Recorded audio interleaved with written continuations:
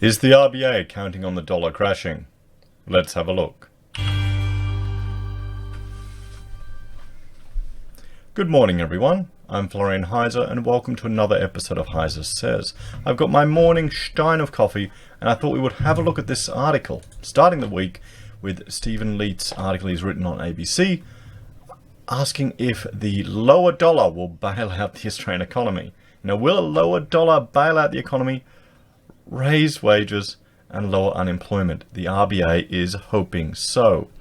So before we get into this article, let's just jump over to a website I love, or two websites I love. First is from the Observatory of Economic Complexity, and we can see, just to get an overview of the Australian economy. But fundamentally, really simply, if the Australian dollar goes down, these goods that we're manufacturing in the nation will become, and exporting, will become more affordable on a global scale. Buying, iron ore or coal, even though a lot of it is priced at, traded in US dollars, but the manufacturing cost here in Australia, which is priced in Australian dollars, will go down. It'll make it all more affordable. But there's a flip side to it. Remember, it's not all good. It'll also make education for international students more affordable, and it will make Australians, or Australia, more, enticing as a nation or a destination for tourists, because your dollar or whatever you're spending will go further when you convert it to Australian dollars.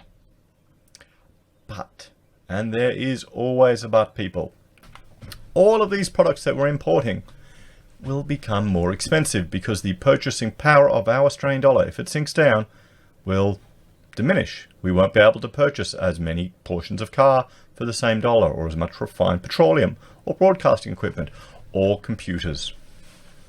So all of these things which will go up. So the challenge is, or the concern is, if these things are more affordable and that pumps more money into our economy, fantastic, and that will hopefully filter through, everything here will get more expensive. That will reduce our quality of life and increase our cost of living.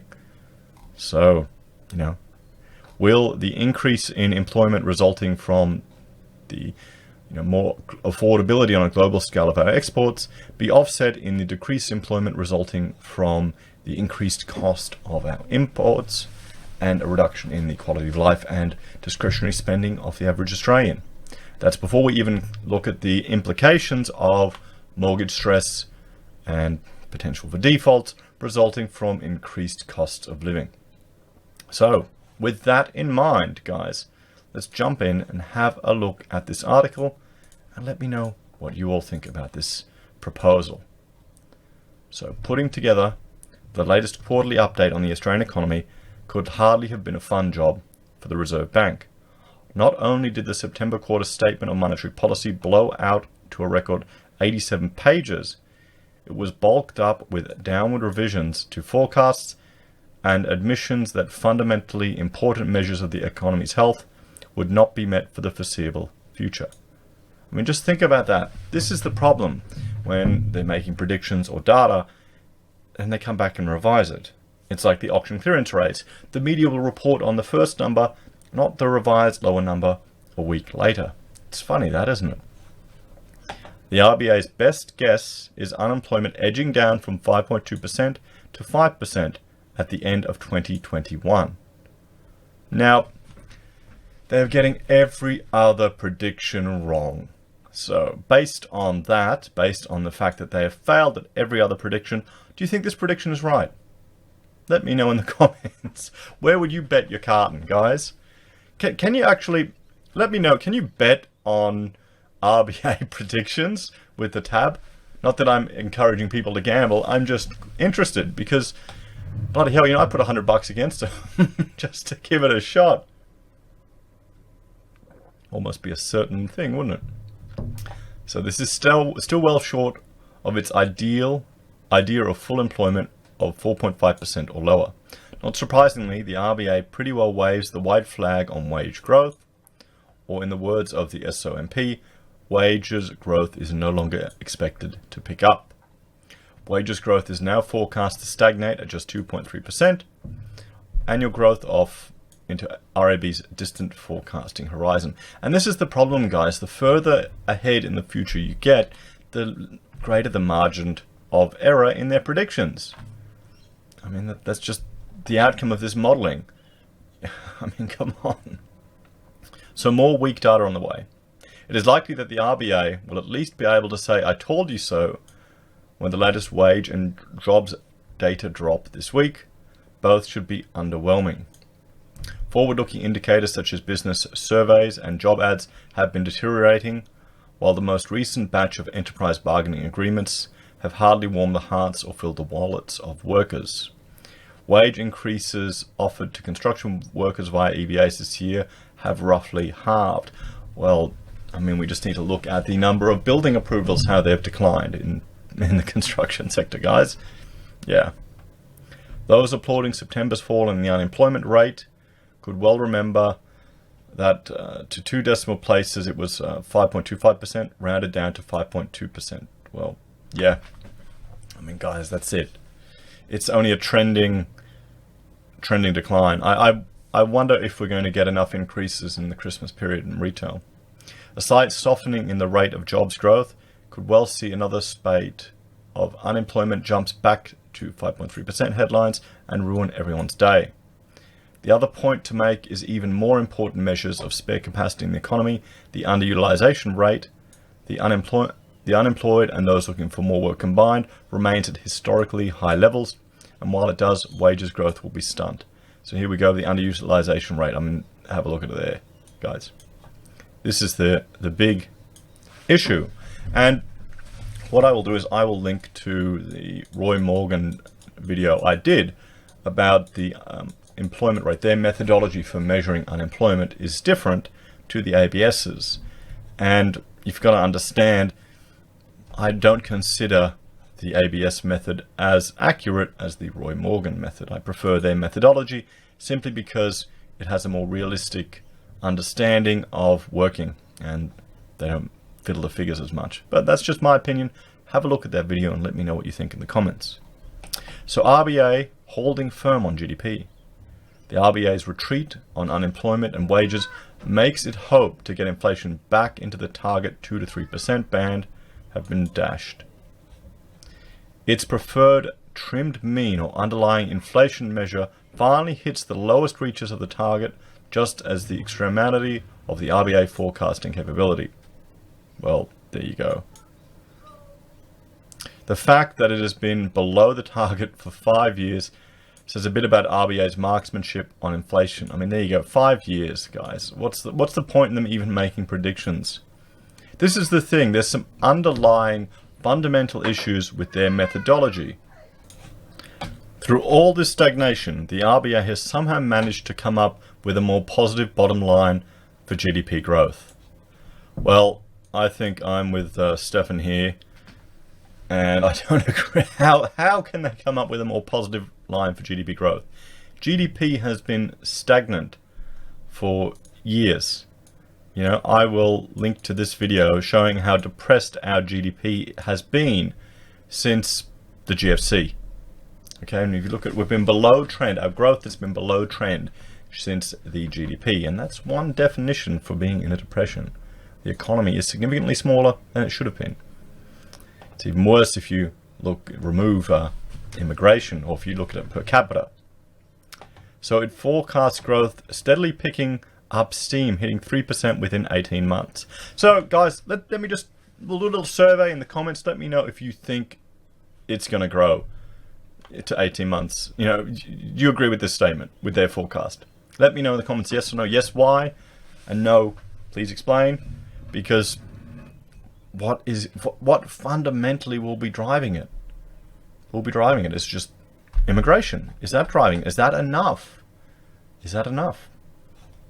So it was 1.4% the last time the Bureau of Statistics looked, the weakest result since 2009, when the GFC was bringing economies around the world crashing down.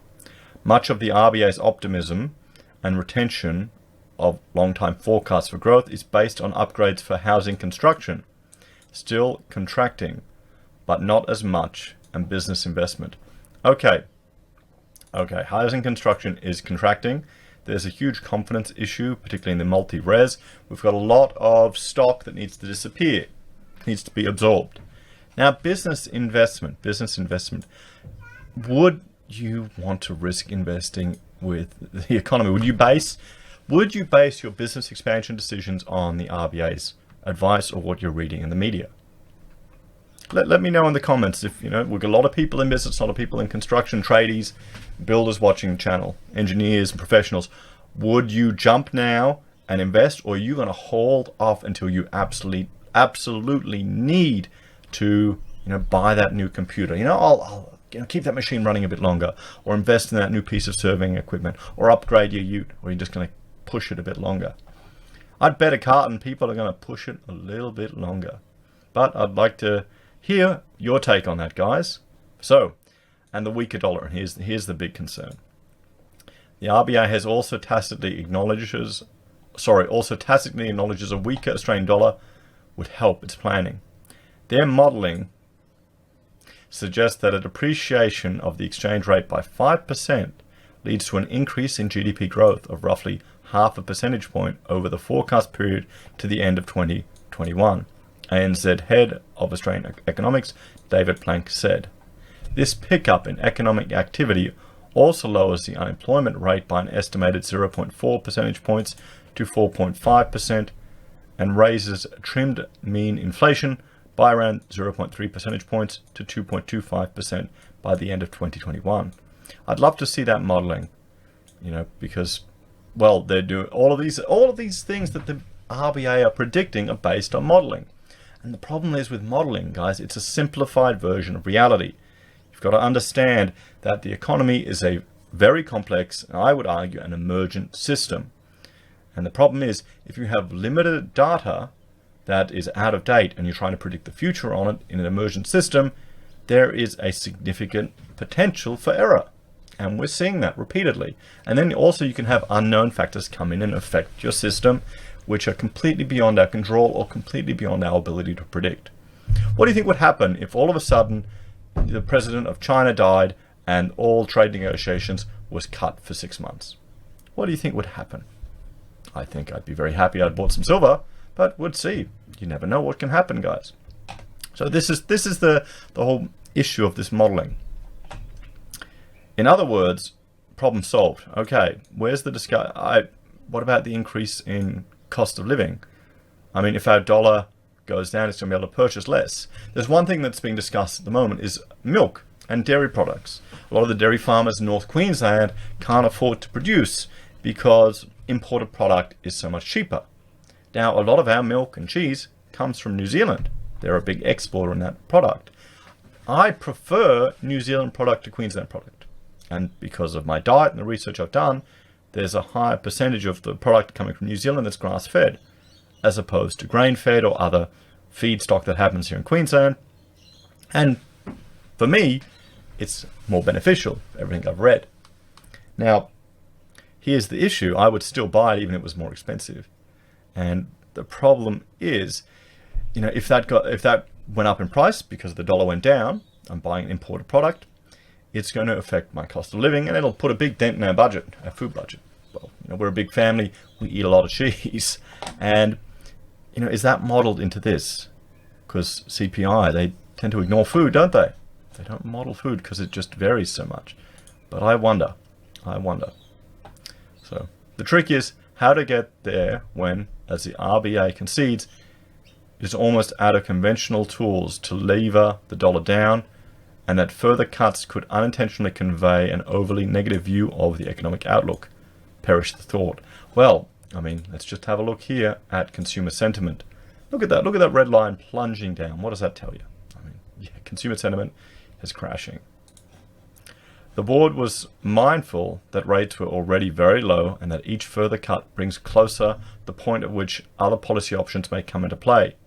The SO MP noted about the decision to cut rates in October, making it clear the wait-and-see stance would be maintained in the short term at least.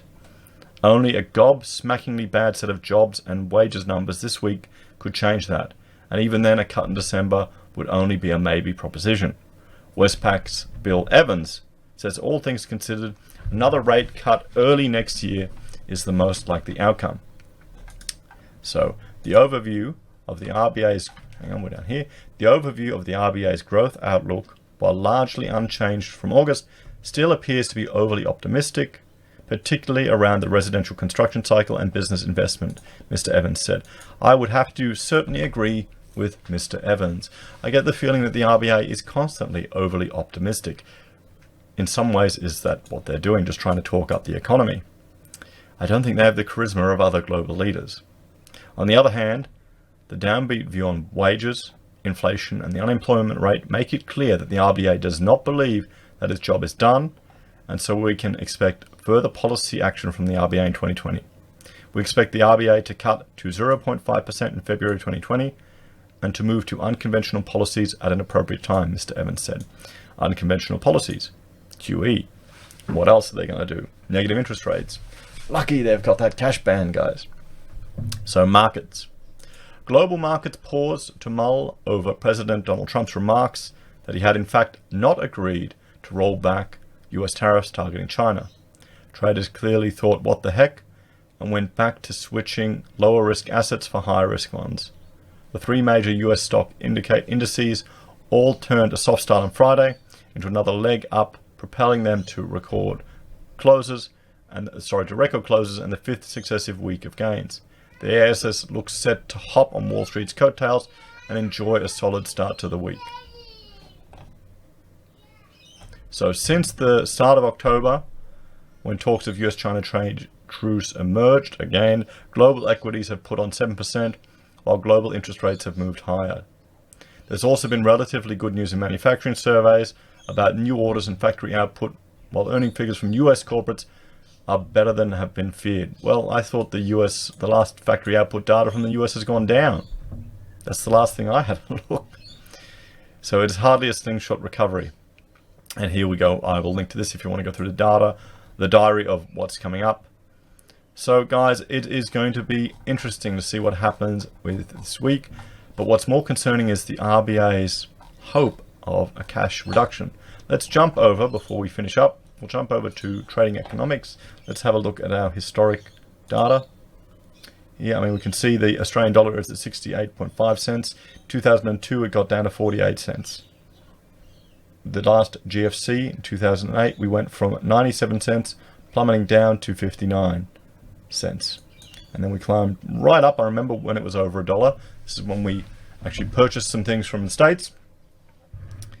But yeah, have a look at that, guys. So what do you think will happen? Do you think the RBA's plan is on target? Let me know in the comments if you are planning to do business investment to help out. Anyway, guys, thanks for watching. Like, share, and subscribe. If you like my content and want to help me produce more, I do have a Patreon and a Subscribe Star where you can make a small monthly donation. I also have PayPal and Amazon. With the Amazon, I receive a small referral commission, which doesn't cost you a cent more and helps promote the channel.